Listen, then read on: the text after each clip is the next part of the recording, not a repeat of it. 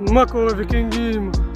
עושה לכם סרטון זריז על איזה נושא שעלה לי לראש, וככה אני חושב שהוא יעזור לכם גם ביומיום שלכם לעבר מטרות או לעבר התפתחות אישית, והנושא הזה נקרא אובססיביות, ואני אתן דוגמה גם על עצמי.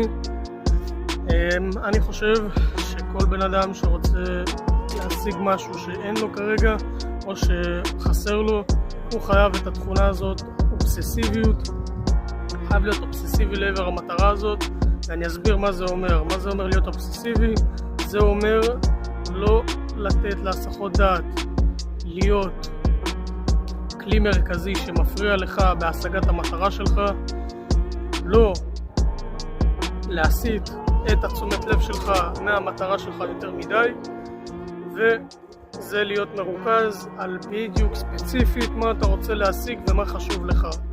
אני אתן דוגמה על עצמי. כשאני עשיתי שיעורי נהיגה בזמנו, הייתי ממש אחרי השיעור רושם לעצמי את כל הטעויות או את כל הדברים שלמדתי באותו שיעור אקסטרה, הייתי רושם בפתק בטלפון. ומה עוד הייתי עושה? הייתי רואה סרטונים של טסטים של שיעורי נהיגה, ממש רואה סרטונים ביוטיוב של סרטוני נהיגה של תלמידים, ומשם הייתי רואה גם טעויות שלהם והייתי מכניס את זה למוח שלי. הייתי נרדם אפילו עם השיעורים האלה.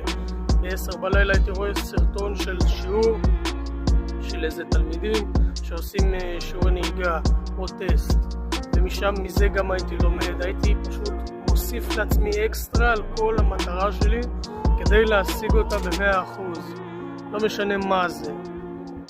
אז אם אתם לא מצליחים לשים הסחות דעת בצד ולהיות אובססיביים, הסיכוי שתצליחו מהר ותצליחו באפקטיביות תרד.